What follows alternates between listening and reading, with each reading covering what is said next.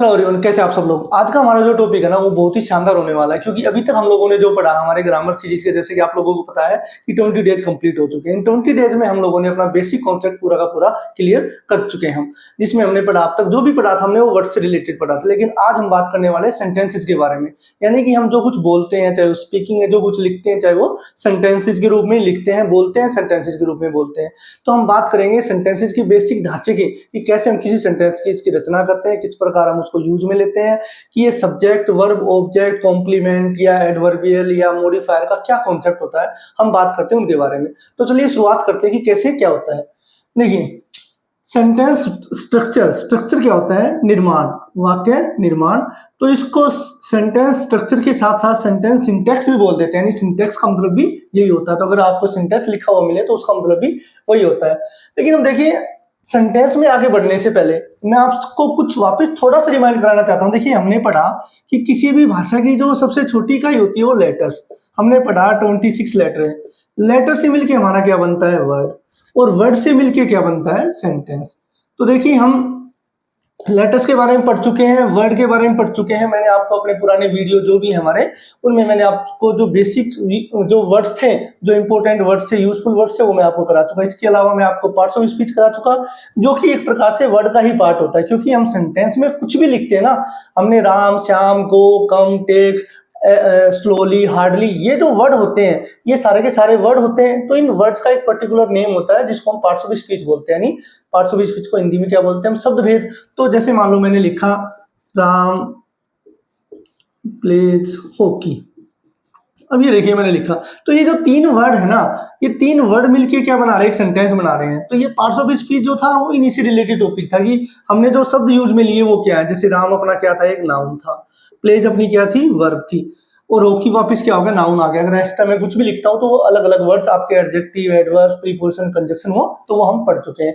तो जिन भी व्यूअर्स ने वो हमारे वीडियोस नहीं देखे हैं, या हम जब तक हमारी बेसिक कॉन्सेप्ट क्लियर नहीं होगा, हमें आगे थोड़ा सा कुछ ना कुछ प्रॉब्लम आती रहेगी। इसलिए सबसे पहले तो आपको रिक्वेस्ट है कि आप जो भी आपके जो बेसिक वीडियोज कंप्लीट हो चुके हैं उनको जरूर देखें, और वीडियो को लाइक जरूर करें और शेयर करें, साथ ही साथ चैनल को सब्सक्राइब करें जो न्यू व्यूअर्स हमारे। अब बात करते हैं हम सेंटेंस स्ट्रक्चर के बारे में। मैंने आपको बताया कि लेटर से मिलके क्या बनता है? वर्ड। ठीक है, अब लेटर और वर्ड हमारा क्लियर हो चुका। अब बात करते हैं कि वर्ड से मिलके क्या बनता है? सेंटेंस बनता है। और सेंटेंस से मिलके ही क्या हो जाता है? स्पीच हो जाता है। स्पीच यानी हम जो कुछ भी बोलते हैं, जो कुछ भी, वो एक प्रकार से स्पीच है, भाषण जिसको हम बोलते हैं। हमारी जो कम्युनिकेशन होती है, किसी के सामने बात करना, वो एक स्पीच का रूप ही होती है।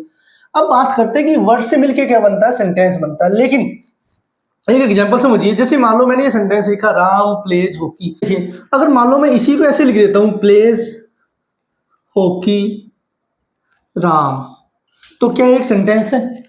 यहाँ पे मैंने लिखा राम प्लेज हॉकी, ये मैं आपको बता रहा हूँ कि हाँ एक सेंटेंस है। लेकिन अगर मैं इसको ऐसे लिखता हूँ प्लेज हॉकी राम, तो क्या ये एक सेंटेंस होगा? नहीं। अब क्यों नहीं होगा? उसका रीजन क्या है? क्योंकि ये जो मैंने ऊपर जो सेंटेंस लिखा ना, राम प्लेज हॉकी, ये मैंने क्या इसको एक व्यवस्थित क्रम में लिखा, कि पहले सब्जेक्ट लिया, फिर वर्ब लिया, फिर ऑब्जेक्ट लिया, और एक्स्ट्रा कुछ वर्ड होते तो वो यूज में लेते। लेकिन यहाँ पे मैंने पहले वर्ब यूज में ले ली, फिर मैंने, आप ऑब्जेक्ट मान लीजिए, नाउन मान लीजिए, उसको यूज में लिया, फिर मैंने राम, एक नाउन है, उसको यूज में लिया।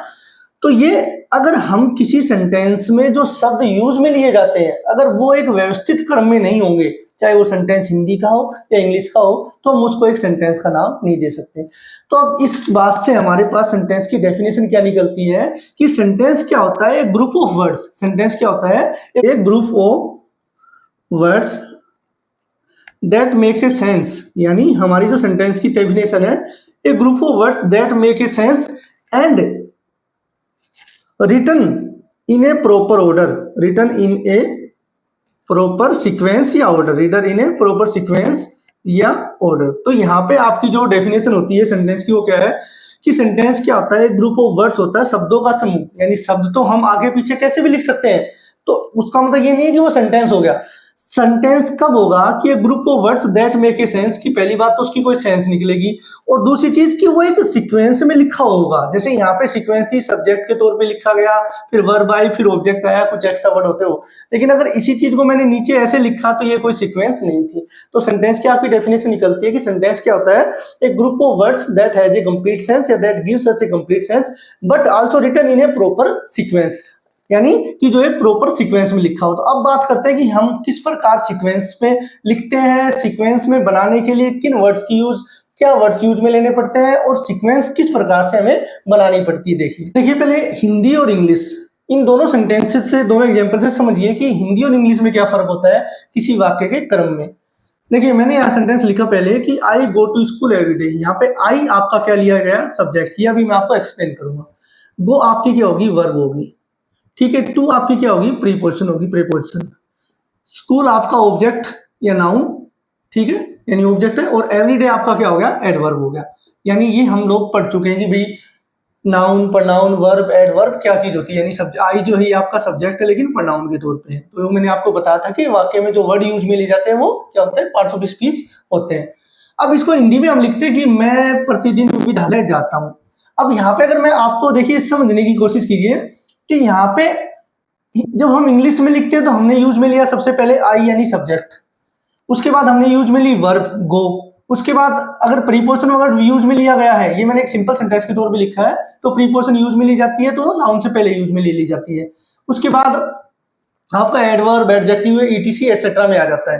तो जब हम इंग्लिश की बात करते हैं ना तो सब्जेक्ट का क्रम होता है आपका सबसे पहले सब्जेक्ट, फिर वर्ब और फिर ऑब्जेक्ट। यानी ये तीन चीजें मेन होती है। जैसे मैं खाना खाता हूँ, मैं फुटबॉल खेलता हूँ, तो मैंने आपको एक प्रॉपर जिसमें 3-4 वर्ड एक्स्ट्रा यूज में लिए गए वो समझाया।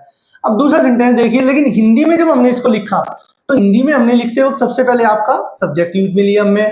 लेकिन इसमें देखिए जब हम हिंदी में लिख रहे हैं तो हमारा सब्जेक्ट के बाद हमारे पास क्या यूज में लिया गया, इंग्लिश में जो वर्ड लास्ट में यूज में लिए गए थे, हिंदी में वो वर्ड आपके कहाँ यूज में लिए गए, पहले यूज में लिए गए। तो सबसे मेन डिफरेंस तो ये है कि जब हम हिंदी या इंग्लिश में सेंटेंस बनाते हैं तो उन दोनों के क्रम में काफी अंतर होता है। अब देखिए यहाँ पे प्रतिदिन हमारा कहाँ पे था, लास्ट में था। विद्यालय कहाँ पे था, लास्ट से पहले था। और हमारी जो क्रिया है वो कहाँ पे थी, लास्ट में थी। यानी तो आपको अंतर समझ में आया कि हिंदी में क्या होता है कि जो सब्जेक्ट होता है वो पहले होता है, उसके बाद आपका कर्म, कर्म के साथ जो भी वो शब्द होंगे, और क्रिया हमेशा वाक्य के लास्ट में आएगी। तो ये सबसे पहले हिंदी और इंग्लिश में अंतर समझ लीजिए कि हिंदी जो होती है उसमें क्या नाम है, सब्जेक्ट पहले आता है, फिर जो एक्स्ट्रा वर्ड्स होते हैं आपके जो ऑब्जेक्ट से रिलेटेड होते हैं वो आपके आएंगे, और हमेशा क्रिया हमेशा कहाँ पे आएगी, लास्ट में आएगी। और इंग्लिश में क्या होता है, सबसे पहले सब्जेक्ट आता है, फिर वर्ब आता है, फिर आपका ऑब्जेक्ट, कॉम्प्लीमेंट, मॉडिफायर जो भी वर्ड्स होते हैं। ऐसे दूसरा सेंटेंस देखिए, रवि अपने पिताजी के साथ मंदिर में है।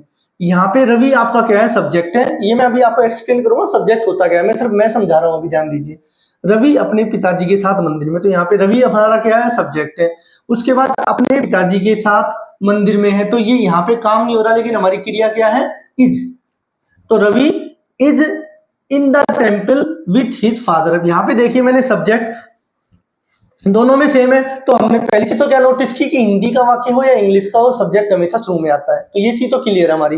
लेकिन जब हम हिंदी से इंग्लिश ट्रांसलेट करते हैं, इंग्लिश टू हिंदी ट्रांसलेट करते हैं, तो हमेशा क्या नियम होता है कि सब्जेक्ट को यूज में लेके आपका जो वाक्य होगा वो हमेशा पीछे से बनते आएगा। ये दूसरा वाक्य मैं आपको ये समझाना चाह रहा हूँ। जैसे मैंने यहाँ पे, आप हमें सबसे बड़ी प्रॉब्लम क्या होती है कि हिंदी तो हमें आती है, हमें इंग्लिश में ट्रांसलेट करना होता है। तो देखिए सबसे पहले आपने रवि को सब्जेक्ट लिया है, आपकी क्रिया आ गई, मंदिर में इन द टेम्पल आ गया आपका, यानी हमेशा ऐसे इस क्रम में चलता आएगा। पिताजी के साथ तो के साथ विथ, और अपने पिताजी तो रवि जो सब्जेक्ट उसके लिए क्या आ जाएगा, हिज, तो विथ हिज फादर, अपने पिताजी के साथ। तो इस प्रकार इस क्रम में लिखा जाता है। अब बात करते हैं कि एक्चुअल में ये सब्जेक्ट होता क्या है, वर्ब क्या होती है, ऑब्जेक्ट क्या होती है। देखिए जब हम किसी सेंटेंस के स्ट्रक्चर की बात करते हैं ना, उसके सिंटेक्स की बात करते हैं, तो ये हमेशा दो तरीके से बताया जाता है आपको। या तो क्या, इसके पार्ट्स के अकॉर्डिंग। इसके पार्ट्स के अकॉर्डिंग कैसे कि सेंटेंस, किसी भी सेंटेंस के दो पार्ट होते हैं, सब्जेक्ट और प्रेडिकेट, सब्जेक्ट और प्रेडिकेट। या फिर दूसरा टाइप है इसका एलिमेंट्स के अकॉर्डिंग, कि किसी भी सेंटेंस में दिए जाने वाले जो वर्ड्स होते हैं, कोई भी सेंटेंस होता है उसमें 2 वर्ड, 3 वर्ड, 5 वर्ड, 7 वर्ड, कितने वर्ड हो सकते हैं, तो उन वर्ड्स को एक एलिमेंट्स के तौर पे यूज में लिया जाता है। तो यहाँ पे देखिए सबसे पहले आपका सब्जेक्ट आता है, फिर वर्ब, फिर आपका ऑब्जेक्ट, सब्जेक्ट वर्ब ऑब्जेक्ट। तो ये तीन तो आपके मेन पार्ट हो गए जो आज तक आप पढ़ते हैं, भाई हाँ सब्जेक्ट वर्ब ऑब्जेक्ट से बनता है। लेकिन ऑब्जेक्ट नहीं हो तो उस कंडीशन में आपका क्या हो सकता है, कॉम्प्लीमेंट। यहाँ पे मैं कॉम्प्लीमेंट लिख रहा हूँ, कॉम्प्लीमेंट भी हो सकता है आपका, कॉम्प्लीमेंट, या फिर आपका साथ में मॉडिफायर। ये आपके 5 टाइप्स होते हैं, यानी सब्जेक्ट, वर्ब, ऑब्जेक्ट, कॉम्प्लीमेंट या मॉडिफायर। ठीक है, इनके बारे में हम आज बात करेंगे। अब पहले एक चीज समझिए, आपका चाहे सेंटेंस का स्ट्रक्चर सब्जेक्ट प्रेडिकेट के अकॉर्डिंग हो या एलिमेंट्स के अकॉर्डिंग हो, आपको क्या चीज ध्यान देनी है। देखिए सब्जेक्ट तो दोनों में कॉमन ही है, सब्जेक्ट तो हर हाल में आएगा ही आएगा। अगर आप इस तरीके पे जाते हैं, प्रेडिकेट पे जाते हैं, तो आपका जो प्रेडिकेट होता है ना, वो आपका वर्ब, आपका ऑब्जेक्ट, आपका कॉम्प्लीमेंट और आपका मॉडिफायर, इन सब चीजों से मिलकर आपका क्या बनता है, आपका प्रेडिकेट बनता है। तो ये चीज ध्यान रखिएगा। तो कंफ्यूज होने की जरूरत नहीं है कि भाई एलिमेंट्स क्या होता है, यानी जो प्रेडिकेट के जो हिस्से होते हैं ना, प्रेडिकेट्स में जो वर्ड यूज में लिए जाते हैं, वो आपके एलिमेंट्स का काम करते हैं। सब्जेक्ट दोनों में सेम रहेगा, यानी सब्जेक्ट पार्ट दोनों में सेम ही रहता है। अब बात करेंगे हम कि सब्जेक्ट होता क्या है, या जो हमारे प्रेडिकेट के जो पार्ट होते हैं वो क्या होते हैं। उससे पहले एक एग्जांपल देखिए, जैसे मैंने लिखा राम गोज टू स्कूल, तो यहां पे आपका राम जो है वो क्या है, सब्जेक्ट है, और ये जो बाकी हिस्सा बच गया ये आपका क्या हो गया, प्रेडिकेट हो गया। तो पहली चीज तो आपको ये ध्यान देनी है कि सब्जेक्ट होता क्या है, उसकी डेफिनेशन पे की बात करते हैं। सब्जेक्ट क्या होता है, वाक्य में कोई काम करने वाला या जिसके बारे में कुछ बताया जाए। कि किसी भी सेंटेंस में कोई काम करने वाला या जिसके बारे में कुछ बात की जाए, वो आपका क्या होता है, सब्जेक्ट होता है। अब उस सब्जेक्ट को छोड़ दो तो बाकी जो कुछ भी बच गया आपका क्या हो गया, प्रेडिकेट हो गया। कोई भी एग्जाम्पल उठा लीजिए, जैसे ही इज इन दिल्ली, तो यहाँ पे ही आपका क्या हो गया, सब्जेक्ट हो गया, और इज इन दिल्ली क्या हो गया, आपका प्रेडिकेट हो गया। तो ये आपका सब्जेक्ट हो गया और ये आपका क्या हो गया, प्रेडिकेट हो गया। अब हमारे पास क्वेश्चन ये बनता है कि सर आपको तो पता है, इसलिए आपने तो तुरंत बता दिया कि राम सब्जेक्ट है, ही सब्जेक्ट है, हमें कैसे पता चलेगा कि सेंटेंस जो होता है हमारा, उसकी शुरुआत में सब्जेक्ट होता है, लेकिन कौन से वर्ड। क्योंकि ऐसा नहीं है कि भाई सिंपल आपके राम श्याम आई वी यू ऐसे ही सब्जेक्ट आएंगे। देखिए कोई भी सेंटेंस होता है, जैसे a tall boy was sleeping in the ground, a tall boy was sleeping in the ground. अब यहां पे देखिए एक लंबा लड़का जो था वो मैदान में सो रहा था, तो यहां पे हमारा सब्जेक्ट क्या है, ए टॉल बॉय। अब यहाँ पे देखिए, यहाँ पे मैंने राम सिंगल वर्ड था, यहाँ पे ही आपका सिंगल वर्ड था, यहाँ पे आपका जो वर्ड है ए टॉल बॉय, ये तीन वर्ड से मिलकर अपना सब्जेक्ट बना। तो अब हम बात करते हैं कि सब्जेक्ट एक्चुअल में होता क्या। देखिए सब्जेक्ट की डेफिनेशन देखिए, सब्जेक्ट यानी कर्ता, हम इसको सिंपल वे में बोलते हैं डूअर, डूअर यानी काम करने वाला। डेफिनेशन है कि सब्जेक्ट कौन होता है, वाक्य में काम करने वाला या जिसके बारे में कुछ कहा जाए, जिसके बारे में कोई बात की जाए, वह हमेशा क्या होता है, सब्जेक्ट होता है। दूसरी चीज, सब्जेक्ट हमेशा वाक्य के शुरू में आता है। अब वाक्य के शुरू में तो आता है, लेकिन वाक्य के शुरू में या तो कोई एन यानी नाउन, पी यानी प्रनाउन। तो नाउन यानी, अब हम नाउन पढ़ चुके हैं, तो noun is name of any person place thing, ठीक है। या प्रनाउन, प्रनाउन आपके आई वी यू ही सीट, उसमें मैंने प्रनाउन के टेबल में आपको बताया था कि जो सब्जेक्टिव केस होते हैं सब्जेक्ट के तौर पे। इसके अलावा आपका होता है जेरेंड। अब ये जनरली बुक्स में या जनरली प्राइमरी बेसिक तौर पे हमें ये बताया जाता है कि सब्जेक्ट या ऑब्जेक्ट नाउन या प्रनाउन ही होता है, लेकिन देखिए कोई जेरेंड जो होता है ना, वो भी हमारा सब्जेक्ट हो सकता है। कोई इन्फिनिटिव, तो जेरेंड जो होता है हम बोलते हैं वर्ब की फर्स्ट फॉर्म आईएनजी जो होता है हमारा जेरेंड होता है, ये भी नाउन के तौर पे यूज में लिया जा सकता है। टू प्लस वर्ब की फर्स्ट फॉर्म, इसको हम बोलते हैं इन्फिनिटिव, ये भी हमारा सब्जेक्ट के तौर पे लिया जाता है। तो सबसे पहले तो ये चीज क्लियर हुई कि सब्जेक्ट हमेशा वाक्य की शुरुआत में आता है, और वाक्य की शुरुआत में भी क्या, या तो कोई नाउन होगा या प्रनाउन होगा या कोई जेरेंड होगा या कोई इन्फिनिटिव होगा। क्योंकि वाक्य की शुरुआत में ऐसा नहीं है, जैसे एग्जांपल से समझिए, yesterday I went to Delhi. अब यहां पे ये सेंटेंस है कि यस्टरडे, अब यस्टरडे क्या है, ये तो समय सूचक शब्द है, तो यानी ये तो ना तो हमारा कोई नाउन है ना प्रनाउन है, तो ये हमारा सब्जेक्ट किसी हालत में नहीं हुआ। दूसरी चीज डेफिनेशन पे बात करेंगे कि काम कौन कर रहा है, आई काम कर रहा है, आई वेंट टू दिल्ली, मैं दिल्ली गया, तो यहाँ पे सब्जेक्ट कौन है, हमारा आई है। तो ये कोई नियम नहीं है कि फिर वाक्य की शुरुआत में ही सब्जेक्ट होगा, आपको पूरी डेफिनेशन याद रखनी पड़ेगी कि सब्जेक्ट हमेशा वाक्य के शुरू में कोई काम करने वाला शब्द या जिसके बारे में कोई बात की जाए, और वो शब्द भी क्या होगा, या तो कोई हमारा नाउन होगा या प्रनाउन होगा या जेरेंड होगा या इन्फिनिटिव होगा। अब मैं आपको इनको एग्जाम्पल से समझाता हूँ कैसे। देखिए अब देखिए एग्जाम्पल से समझिए। पहला एग्जाम्पल आपका, Ram plays football, Ram football खेलता है। तो मैंने बताया कि भाई सब्जेक्ट हमेशा वाक्य की शुरुआत में कोई नाउन होगा, तो यहाँ पे काम कौन कर रहा है, राम कर रहा, तो राम हमारा क्या हो गया, सब्जेक्ट हो गया। अभी मैं सिर्फ सब्जेक्ट की बात कर रहा हूँ, उसके बाद प्लेज फुटबॉल को आप थोड़ी देर के लिए भूल जाइए। ही ऑलवेज हेल्प द पुअर, वह हमेशा गरीबों की मदद करता। तो यहाँ पे आपका ये राम तो आपका क्या था, नाउन था। ही ऑलवेज हेल्प द पुअर, या ही आपका क्या हो गया, आपका प्रनाउन हो गया। ठीक है। उसके बाद swimming is a good exercise. Swimming, यहाँ पे देखिए आपको ये वर्ब लग रही है, आईएनजी लगा हुआ है, लेकिन ये आपका क्या होता है, जेरेंड होता है, तो ये भी नाउन का काम करता है। यानी वर्ब की फर्स्ट फॉर्म आईएनजी जब वाक्य की शुरुआत में दी जाए तो नाउन के तौर पे यूज में ली जाती है कि तैरना एक अच्छा व्यायाम है। हमने आज तक जनरली यही पढ़ा कि सब्जेक्ट कोई नाउन या प्रोनाउन होता है, लेकिन जेरेंड भी आपका सब्जेक्ट ही होता है जब वो सेंटेंस के शुरुआत में यूज में लिया जाए। और ये ऑब्जेक्ट में भी यही रूल रहता है कि आपका अगर ऑब्जेक्ट के तौर पे भी जेरेंड यूज में लिया जा सकता है। ऐसे ही टू प्लस वर्ब की फर्स्ट फॉर्म मैंने इसी सेंटेंस को कन्वर्ट किया कि अगर इन्फिनेटिव, इसको हम बोलते हैं इन्फिनेटिव फॉर्म, वर्ब की नॉन फाइनाइट फॉर्म होती है, to swim is a good exercise. अगर आप आईएनजी नहीं लगा रहे हैं, टू लगा देंगे तो भी उसकी सेंस वही निकलती है कि तैरना एक अच्छा व्यायाम है। तो यहाँ पे भी आपका ये क्या हो गया, सब्जेक्ट हो गया। तो हमारी पहली चीज तो ये क्लियर हुई कि सब्जेक्ट हमारे कौन कौन से वर्ड्स हो सकते हैं, कोई नाउन, कोई प्रोनाउन, कोई आपका जेरेंड और आपका इन्फिनेटिव। तो इन ये शब्द जो होते हैं ये हमेशा हमारे क्या होते हैं, सब्जेक्ट होते हैं। और यही शब्द हमारे ऑब्जेक्ट भी हो सकते हैं, ध्यान रखना, क्योंकि ऑब्जेक्ट की जब मैं डेफिनेशन बताऊंगा आपको तो सेम यही पैटर्न रहेगा कि नाउन, प्रोनाउन, जेरेंड या इन्फिनेटिव हमारे ऑब्जेक्ट हो सकते हैं। लेकिन अब मैंने आप एक चीज नोट कीजिए, क्या सब्जेक्ट हमेशा हमारा एक शब्द का ही होता है? राम मैंने यहाँ पे लिखा, ही मैंने यहाँ पे लिखा, यहाँ पे मैंने सिर्फ स्विमिंग यूज में लिया, यहाँ पे मैंने टू स्विम यूज में लिया, तो क्या सब्जेक्ट हमेशा एक ही वर्ड होता है? नहीं, सब्जेक्ट हमारा एक वर्ड का भी हो सकता है, दो का भी हो सकता है, तीन का भी हो सकता है। सब्जेक्ट हमारा कंजक्शन वर्ड से जुड़ के तीन चार शब्दों का बन के भी आ सकता है। तो कितने टाइप के सब्जेक्ट होते हैं, अब बात करते हैं इस बारे में। देखिए अब बात करते हैं हम टाइप ऑफ सब्जेक्ट, सब्जेक्ट के टाइप। सबसे पहले सिंपल सब्जेक्ट, ठीक है। यहाँ पे डेफिनेशन की जरूरत नहीं, सिर्फ आपको एग्जांपल पे ध्यान देना, क्योंकि डेफिनेशन ऐसी कोई विशेष नहीं होती कि भाई आपको लिखना पड़े या नोट्स बनाने पड़े, सिंपल आपके एग्जांपल से आपको समझ में आ जाएगा। सिंपल सब्जेक्ट के मैं एग्जांपल करा चुका आपको। सिंपल सब्जेक्ट यानी जब किसी वाक्य में एक ही सब्जेक्ट हो, जैसे हमने लिखा राम प्लेज फुटबॉल, तो यहाँ पे काम करने वाला कौन है? राम, ठीक है, राम फुटबॉल खेलता है। ही डांसेज, वह नाचता है, तो यहाँ पे सब्जेक्ट कौन है? ही। तो ये तो हो गया सिंपल सब्जेक्ट, जब एक ही वर्ड किसी सेंटेंस में कोई काम करे या उसके बारे में बताया जाए। अब बात करते हैं कंप्लीट सब्जेक्ट। ये समझिए, यहाँ पे हिंदी का अर्थ है इसका पूर्ण सब्जेक्ट।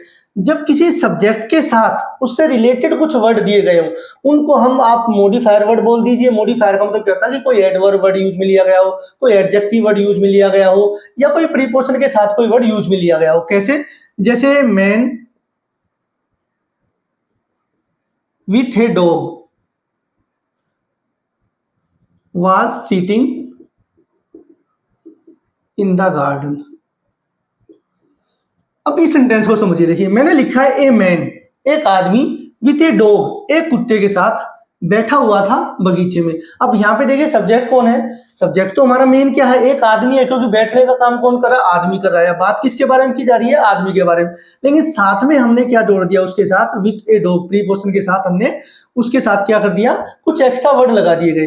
तो इस प्रकार अगर ऐसे साथ में कुछ वर्ड दिए गए हुए ना, तो वो तो आपका पूरा का पूरा सब्जेक्ट ही माना जाएगा। ऐसा नहीं कि सिर्फ आप ए मैन को सब्जेक्ट मानेंगे और बाकी आप प्रेडिकेट मानेंगे। मैंने बताया कि सब्जेक्ट जो होता है वो हेल्पिंग वर्ब, मैंने आपको सब्जेक्ट प्रेडिकेट बताया कि सब्जेक्ट शुरुआत में होता है काम करने वाला जिसके बारे में कोई बात की जाए।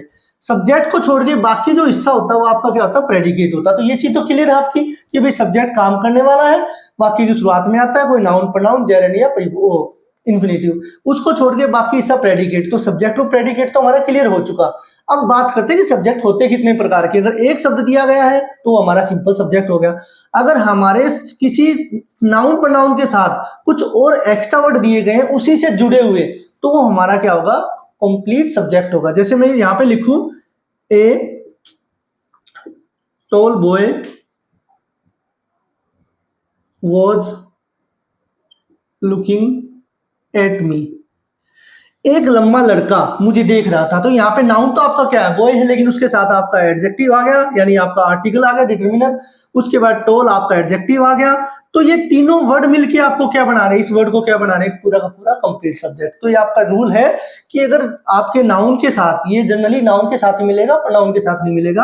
आपके एडजेक्टिव या एडवर्ब जो वर्ड होंगे, प्रीपोजिशन होंगे, तो जब अगर किसी नाउन के साथ में आपके एडजेक्टिव, डिटरमिनर, याद रखिए बस, आपके एडजेक्टिव, डिटरमिनर्स ऐसे वर्ड दिए गए हों। जैसे नेक्स्ट एग्जांपल देखिए, सम एप्पल्स वर रोटन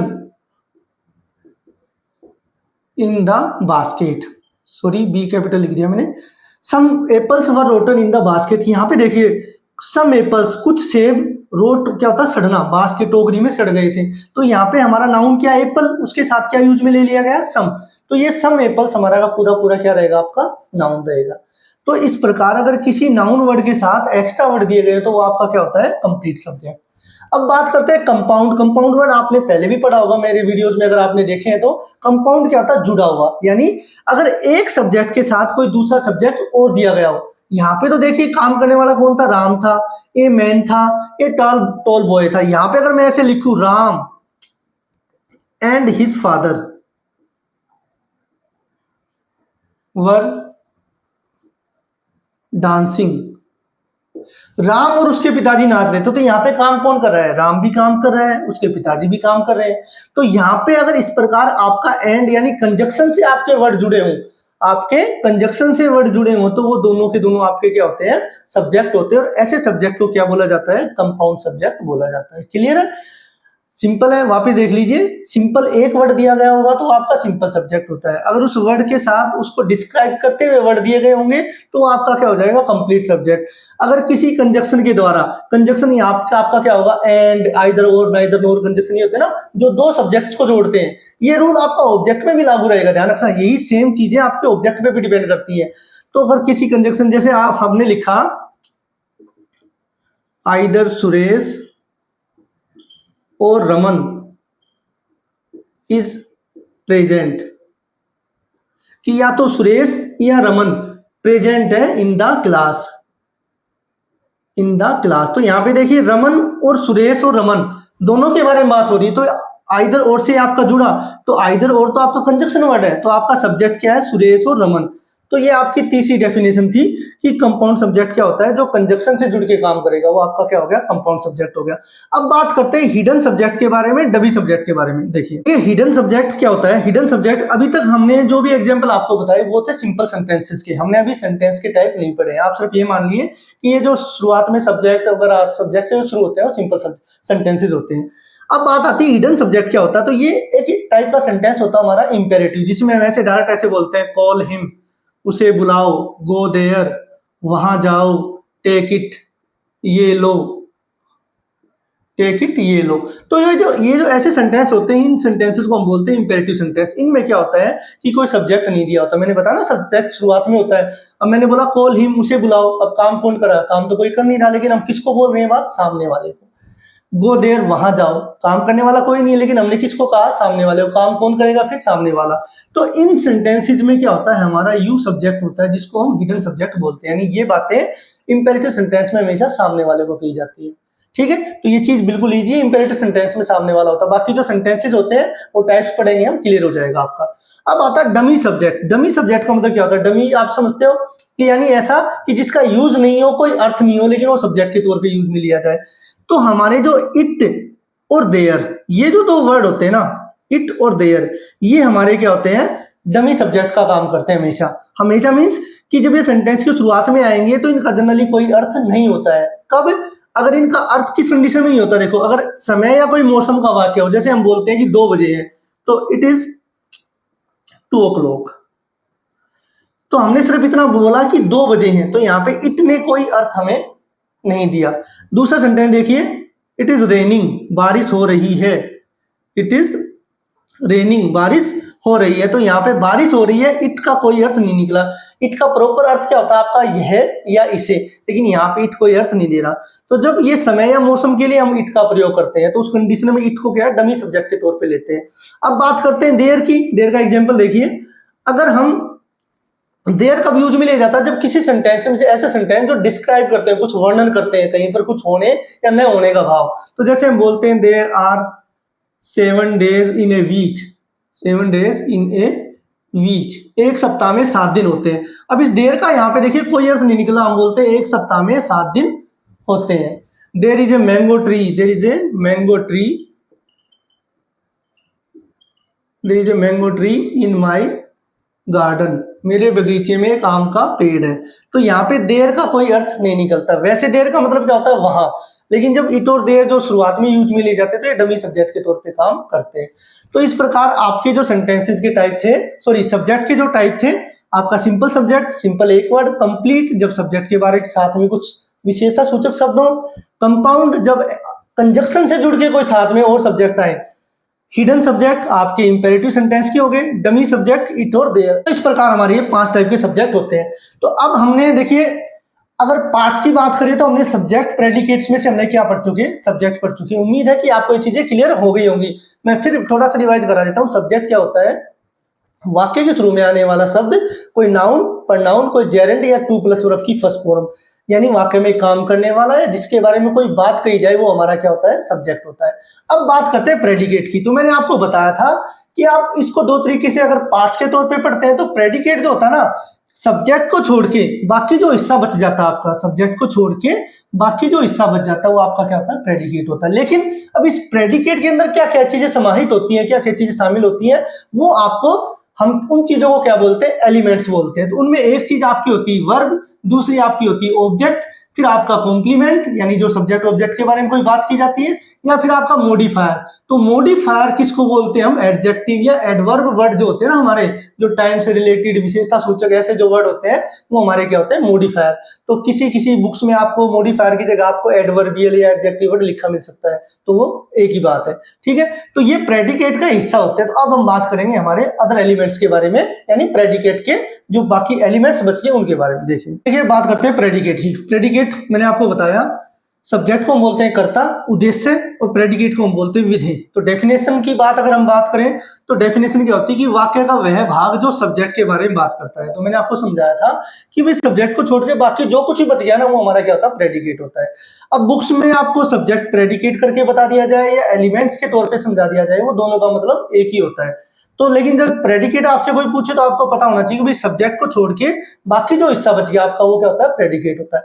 अब सेम जैसे सब्जेक्ट के पार्ट होते हैं, टाइप्स होते हैं, वैसे इसके भी टाइप होते हैं, सिंपल, कंप्लीट और कंपाउंड। रूल आपका वही है। सिंपल कैसे, जैसे हमने लिखा राम लाफ, यहाँ पे मैंने सिर्फ इतना सा लिखा राम लाफ, तो सब्जेक्ट राम है, तो लाफ्स आपका क्या हो गया, प्रेडिकेट हो गया। यानी सिंपल एक जो वर्ड यूज में लिया जाए राम लाफ्स, तो ये आपका क्या हो गया, सिंपल प्रेडिकेट हो गया। अब ऐसे दूसरा मैं सेंटेंस लिखूं, राम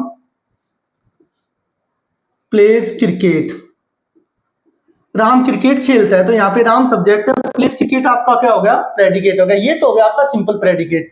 अब बात आती है कंप्लीट की, कि कंप्लीट प्रेडिकेट यानी कि जब साथ में आपके वर्ब ऑब्जेक्ट के साथ साथ आपके एडजेक्टिव वगैरह, एडवर्ब वगैरह, ये ऐसे वर्ड यूज में दे दिए जाए।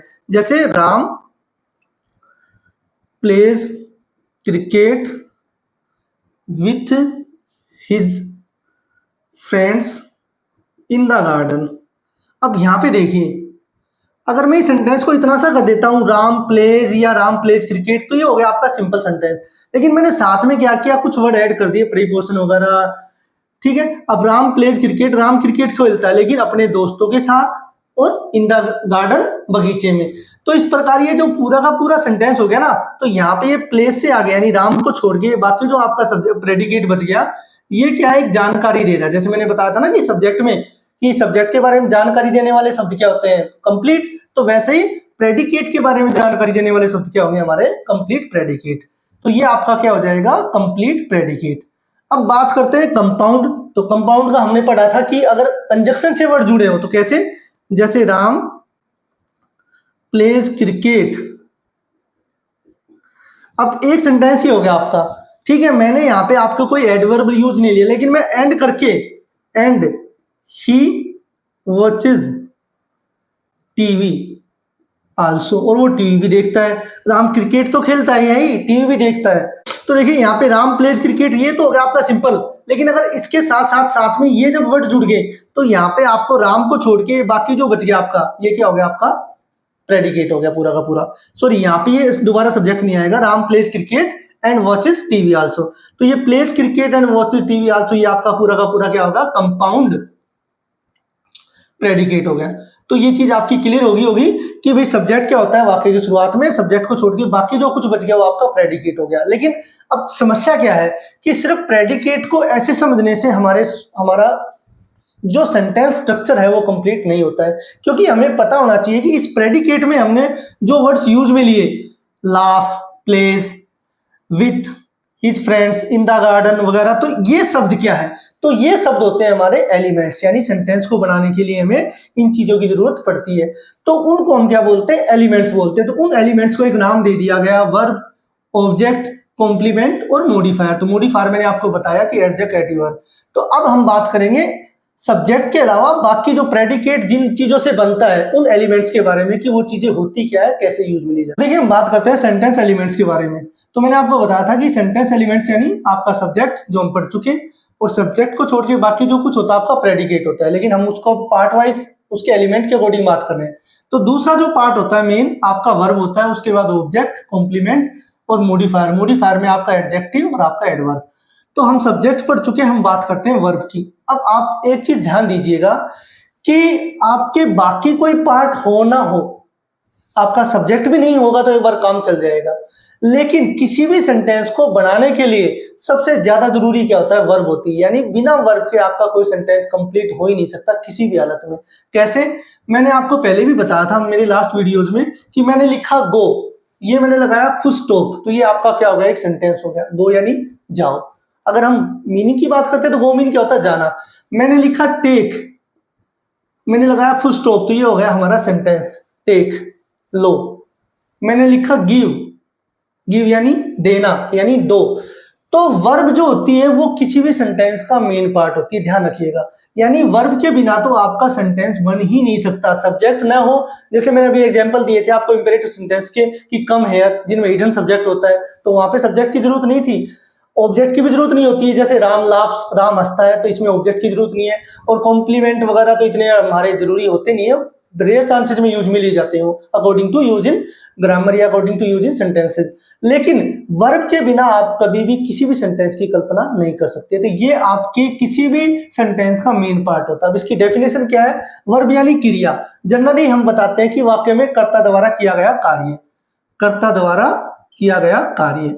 अब जरूरी नहीं होता कि काम किया जाना ही हो। तो इसकी डेफिनेशन है कि verb is a word, verb वो शब्द होता है जो या तो कोई एक्शन दिखाएगा यानी कार्य, या फिर कुछ होने रखने का भाव दिखाएगा, स्टेट ऑफ बीइंग, कुछ होने का भाव दिखाता है।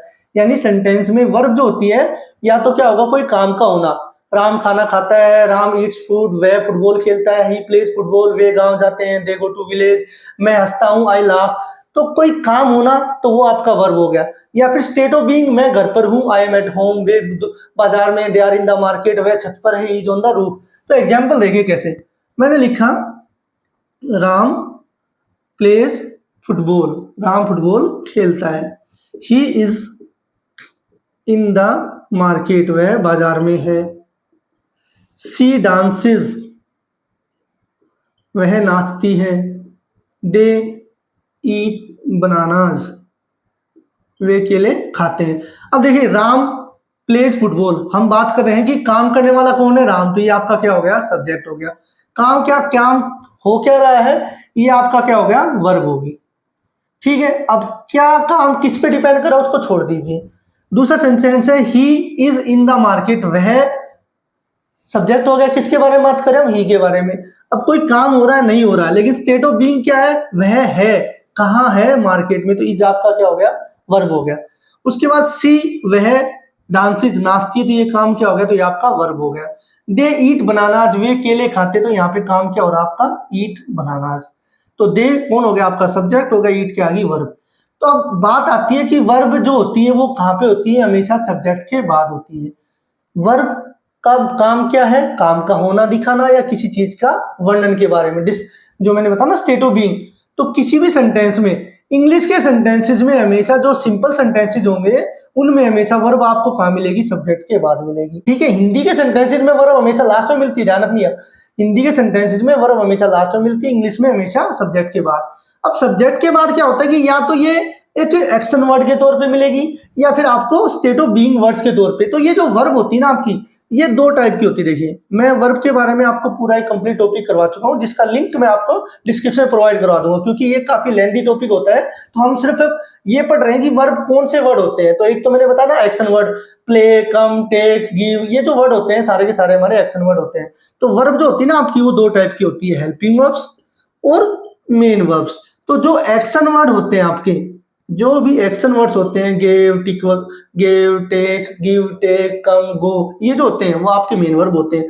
और हेल्पिंग वर्ब आपकी जनरली 24 बोली जाती है, जो आपकी बी, हैव, डू, यानी आपकी इजेमार, was were, has have had. इसके अलावा आपके जो मॉडल्स वर्ड होते हैं, will, would, shall, should, can, could, ये आपके क्या होते हैं, हेल्पिंग वर्ब होती है। इसके अलावा जो मैंने आपको बताया ना, एक्शन वर्ड जो होते हैं वो आपकी क्या होती है, वर्ब होती है। तो जब भी ये किसी सेंटेंस में यूज में लिए जाते हैं, तो अगर वर्ब होगी आपकी, अगर सिंगल मेन वर्ब आएगी तो हमेशा आपकी या तो वर्ब की फर्स्ट फॉर्म होती है या वर्ब की सेकंड फॉर्म होगी, अदरवाइज वो हेल्पिंग वर्ब के साथ यूज में ली जाती है। जैसे मैंने एग्जांपल लिखा, राम प्लेज फुटबॉल, तो यहाँ पे आपकी ये वर्ब की फर्स्ट फॉर्म है। दूसरा मैंने लिखा, ही इज इन द मार्केट, यहाँ पे आपकी वर्ब की फर्स्ट फॉर्म है। सी डांसेज, ये भी आपकी वर्ब की फर्स्ट फॉर्म है। दे ईट बनाना, ये भी आपकी वर्ब की फर्स्ट फॉर्म है। लेकिन मैं किसी और एग्जांपल की बात करूं, यहाँ पे देखिए, दे आर प्लेइंग, वे खेल रहे हैं, तो यहाँ पे आर आपकी हेल्पिंग वर्ब है और प्ले आपकी क्या होगी, मेन वर्ब है। तो ठीक है, तो सब्जेक्ट के बाद जो दूसरा हमारा टाइप है एलिमेंट, वो क्या, वर्ब। वर्ब आपकी दो प्रकार की होती है, हेल्पिंग वर्ब या मेन वर्ब। अगर दोनों वर्ब साथ में यूज में ली जाती है तो पहले आपकी हेल्पिंग वर्ब आती है, फिर आपकी मेन वर्ब आती है। क्लियर है? उसके बाद आपका देखिए नेक्स्ट पार्ट है हमारा ऑब्जेक्ट। ऑब्जेक्ट यानी कर्म। सब्जेक्ट हम पढ़ चुके हैं, वर्ब पढ़ चुके हैं, और अब नेक्स्ट आता है हमारा ऑब्जेक्ट यानी कर्म। कर्म को हिंदी में बोला जाता है जिसपे हमारा कार्य डिपेंड करता हो। सिंपल डेफिनेशन में, the word that receives the action of a verb, यानी वो शब्द सेंटेंस में, वो शब्द जो किसी क्रिया का क्या करते हैं, एक्शन को रिसीव करते हैं, यानी कि काम का होना किस पर डिपेंड करता है। एग्जांपल से समझिए, जैसे मैंने लिखा, राम प्लेज फुटबॉल। अब 3 वर्ड का सेंटेंस लिखा मैंने सिंपल। यहाँ पे देखिए सबसे पहले काम कौन कर रहा है, राम, तो ये हमारा क्या हो गया, सब्जेक्ट हो गया। क्या काम हो रहा है, खेलने का, तो ये हमारी क्या होगी, वर्ब होगी। लेकिन अब ये खेलना किस पे डिपेंड हो रहा है, हमारा फुटबॉल पे, यानी क्रिया किसके साथ रिएक्ट कर रही है, फुटबॉल के साथ। यानी राम काम क्या कर रहा है, खेल रहा है। क्या खेल रहा है, फुटबॉल खेल रहा है, तो ये हमारा क्या हो गया, ऑब्जेक्ट। सिंपल है सब। और ऑब्जेक्ट हमेशा कहां पे आएगा, वर्ब के बाद आएगा। सिंपल है, सब्जेक्ट हमेशा शुरू में आता है, सब्जेक्ट के बाद आपकी वर्ब आती है। वर्ब आपकी दो टाइप की, हेल्पिंग वर्ब, मेन वर्ब। और मेन वर्ब जिस पे डिपेंड करती है वो हमारा क्या हो गया, ऑब्जेक्ट हो गया। आई ईट बनानास, मैं केले खाता हूं, तो आई यानी मैं, सब्जेक्ट काम कर रहा हूं, ईट खा रहा हूं, बनानास यानी केले, तो ये हमारा क्या हो गया, ऑब्जेक्ट हो गया। ठीक है, दूसरा देखिए, सी गेव मी मनी। अब यहां पे एग्जांपल देखिए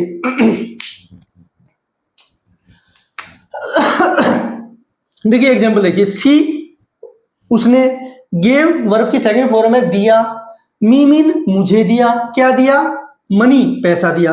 अब थोड़ा सा कंफ्यूजन हुआ कुछ, यहाँ पे काम कौन कर रहा है, सी, तो ये तो हो गया हमारा सब्जेक्ट, क्लियर हो गया, तो हमें याद हो गया भाई। गेव दिया, ये हो गया हमारा काम, देने का काम हो गया, तो ये हो गई हमारी वर्ब। लेकिन मुझे दिया तो क्रिया मुझ पर भी डिपेंड कर रही है, पैसा दिया तो क्रिया पैसे पे भी डिपेंड कर रही है। लेकिन अब समस्या क्या है कि भाई ये क्या हमारे दो ऑब्जेक्ट हो सकते हैं, तो हाँ, किसी भी सेंटेंस में हमारे दो ऑब्जेक्ट हो सकते हैं। अब कैसे, उस चीज को समझिए। अगर वर्ब हमारी दो चीजों पे डिपेंड कर रही हो, अगर हमारी क्रिया दो चीजों पे डिपेंड कर रही हो, तो जो वर्ब के तुरंत बाद जो ऑब्जेक्ट होगा उसको तो हम बोलेंगे आईओ, यानी इनडायरेक्ट सब्जेक्ट। क्या बोलेंगे हम, इनडायरेक्ट सब्जेक्ट। और जो मेन सब्जेक्ट होगा, जो हमारा काम जिस पे डिपेंड करेगा मेन, वो होगा हमारा क्या, डायरेक्ट सब्जेक्ट। इस चीज को ऐसे समझिए आप कि देखिए उसने पैसे दिए, तो मेन तो पार्ट क्या होगा, पैसे दिए, तो मेन तो हमारा ऑब्जेक्ट क्या होगा, डायरेक्ट ऑब्जेक्ट हो गया। लेकिन वो पैसे फिर किसको दिए गए, मुझे दिए गए, तो वो हमारा क्या हो गया, इनडायरेक्ट ऑब्जेक्ट हो गया। तो ये आपको समझना है कि जब भी दो ऑब्जेक्ट यूज में लिए जाते हैं तो हमेशा वर्ब के बाद पहले इनडायरेक्ट ऑब्जेक्ट आता है, बाद में डायरेक्ट ऑब्जेक्ट आता है। ये आपका पैसिव वॉइस वगैरह में टॉपिक आता है कंफ्यूज करने के लिए। तो देखिए दूसरा सेंटेंस देखिए, टीचर टीचर्स अस मैथ्स। अब देखिए टीचर, TEACHER, टीचर टीचर्स, अध्यापक पढ़ाते हैं। अब अस को थोड़ी देर भूल जाइए, क्या पढ़ाते हैं, मैथ, तो मेन तो काम क्या हो गया, मैथ पढ़ाने का, तो ये तो हमारा क्या हो गया, DO, डायरेक्ट ऑब्जेक्ट। अब वो पढ़ाया किसको जा रहा है, हमें पढ़ाया जा रहा है, और क्या पढ़ाया जा रहा है, मैथ पढ़ाया जा रहा है, तो ये आपका क्या हो गया, इनडायरेक्ट ऑब्जेक्ट। तो इस प्रकार जो हमारे ऑब्जेक्ट है वो आपके दो टाइप के हो सकते हैं, डायरेक्ट और इनडायरेक्ट। तो हमेशा वर्ब के बाद आपका क्या आ जाएगा, इनडायरेक्ट ऑब्जेक्ट, और नेक्स्ट जो ऑब्जेक्ट होगा वो डायरेक्ट। अब इस सेंटेंस को दो तरीके से भी लिख सकते हैं, हम इसको ऐसे भी लिख सकते हैं कि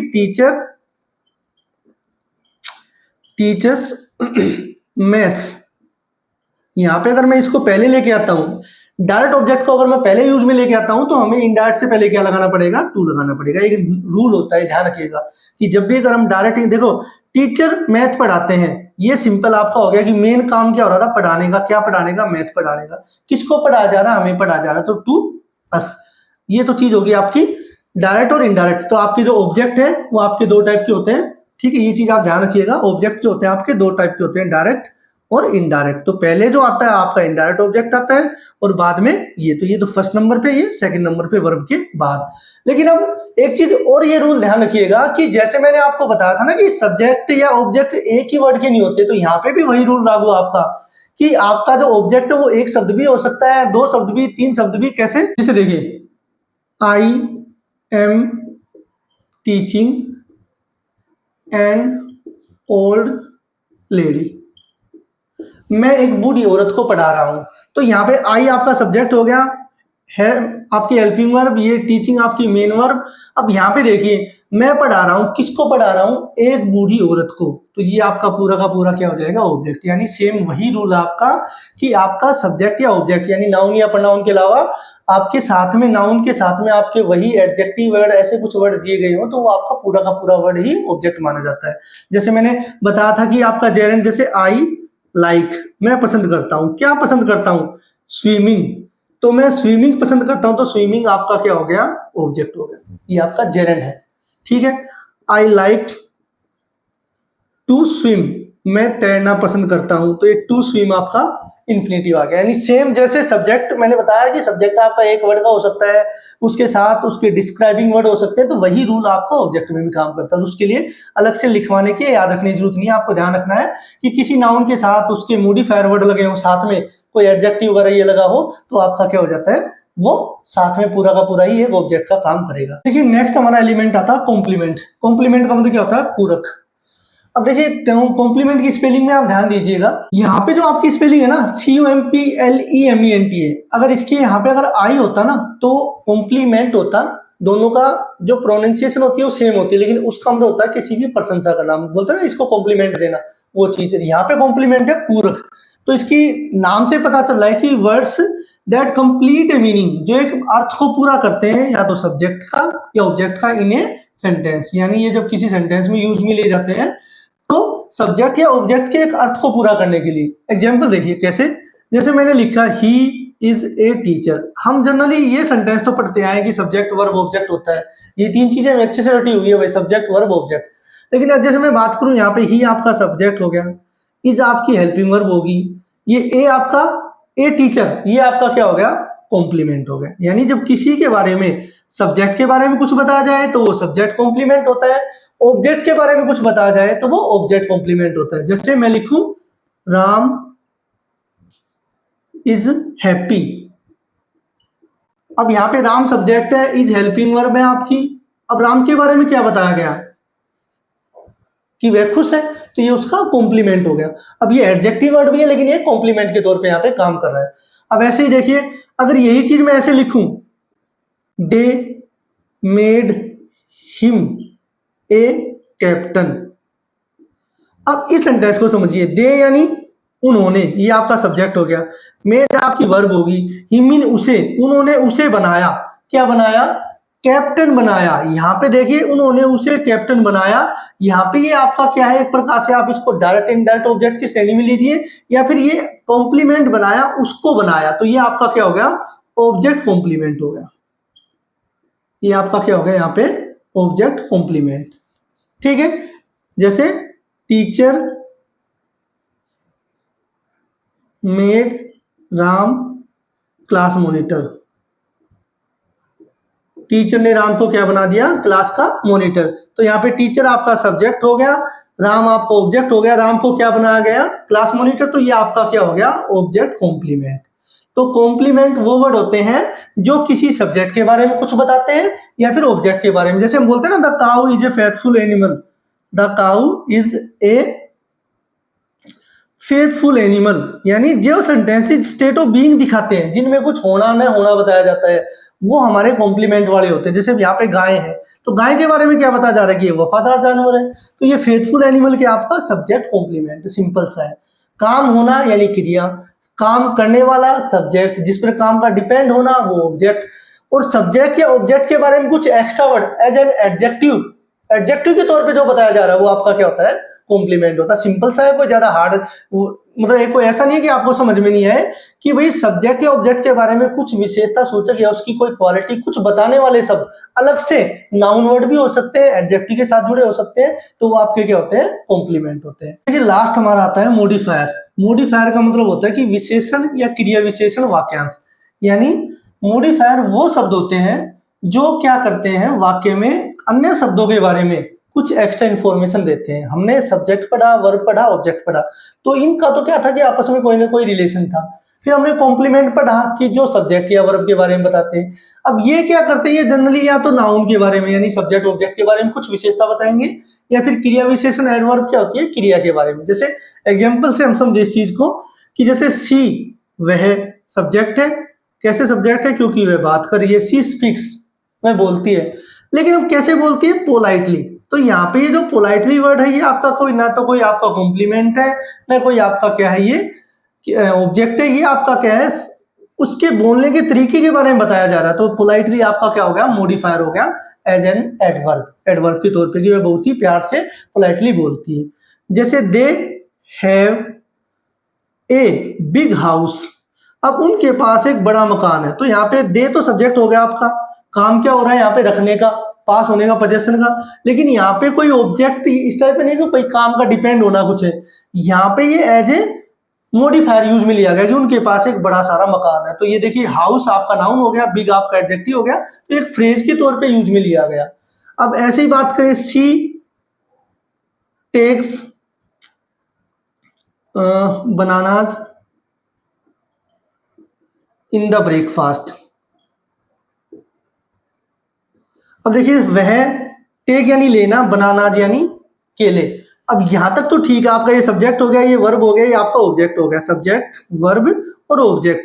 वह केले लेती है, अब कब लेती है, इन द ब्रेकफास्ट, नाश्ते में। तो ये जो नाश्ता है ना, ये आपका क्या हो गया, मॉडिफायर हो गया। तो इस प्रकार मॉडिफायर कौन से शब्द होते हैं, जो सेंटेंस में वर्ब के बारे में या नाउन के बारे में, ऑब्जेक्ट के बारे में कुछ एक्स्ट्रा इन्फॉर्मेशन दे, यानी कुछ भी एक्स्ट्रा इन्फॉर्मेशन होगी वो आपका क्या हो जाएगा, मॉडिफायर हो जाएगा।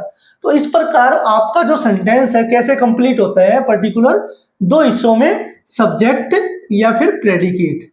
तो मैं वापस थोड़ा सा रिमाइंड करा देता हूँ। देखिए किसी भी सेंटेंस के दो हिस्से होते हैं, सब्जेक्ट और प्रेडिकेट। तो सब्जेक्ट हमने पढ़ा, और प्रेडिकेट जो होता है वो इन सब एलिमेंट से मिलके क्या बन जाएगा, प्रेडिकेट बन जाएगा। तो हम जब भी किसी चीज के बारे में, सेंटेंस के बारे में बात करेंगे, तो हम या तो उसको पार्ट्स के तौर पे बात करेंगे, तो हम बात करेंगे कि सेंटेंस के दो पार्ट होते हैं, सब्जेक्ट और प्रेडिकेट। और हम उसके एलिमेंट्स के बारे में बात करेंगे, तो उसके मेन एलिमेंट्स कौन से होते हैं, सब्जेक्ट वर्ब ऑब्जेक्ट।